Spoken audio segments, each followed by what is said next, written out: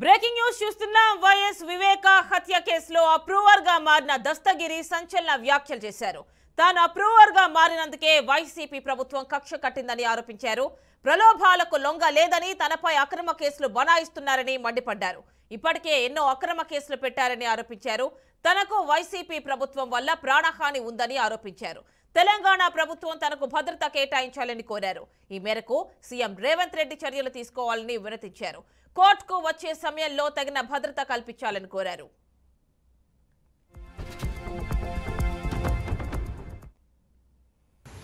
మాట నా నోటి నుంచి వస్తే కేసే నీరుగారిపోయి అందరూ రిలీజ్ అయ్యి బయటికి వస్తారు. అంతేకాకుండా ఈ ఆంధ్రప్రదేశ్లో పూర్తి స్థాయిలో రాజకీయంగా ఎఫెక్ట్ ఉండేది వైఎస్ వివేకానంద రెడ్డి హత్య కేసు. జగన్మోహన్ రెడ్డి చిన్నాయన అయినందుకు ఆయనకు ఎఫెక్ట్ ఎక్కువ ఉందంట. ఓట్లు పడని పరిస్థితి అంట.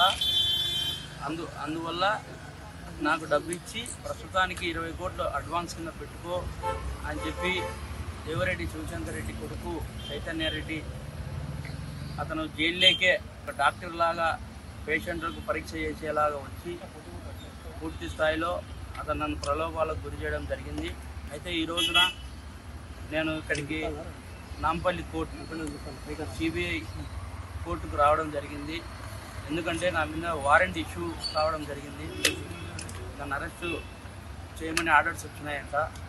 ఎందుకంటే నేను జైల్లో ఉన్నందున సిబిఐ అధికారులు సైతం మా లాయర్లు సైతం వాళ్ళకి చెప్పడం జరిగింది.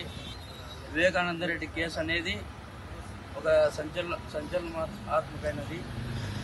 పూర్తి స్థాయిలో దాన్ని నీరు కార్చే విధంగా చర్యలు జరుగుతూ ఉన్నాయి ఆంధ్రప్రదేశ్లో. ముఖ్యంగా జగన్మోహన్ రెడ్డి గవర్నమెంట్ ఎఫెక్ట్ పడుతుందనే ఈ విధంగా నన్ను ప్రలోభాలకు గురి చేసి లొంగ తీసుకోవాలనే ప్రయత్నం చేస్తాం.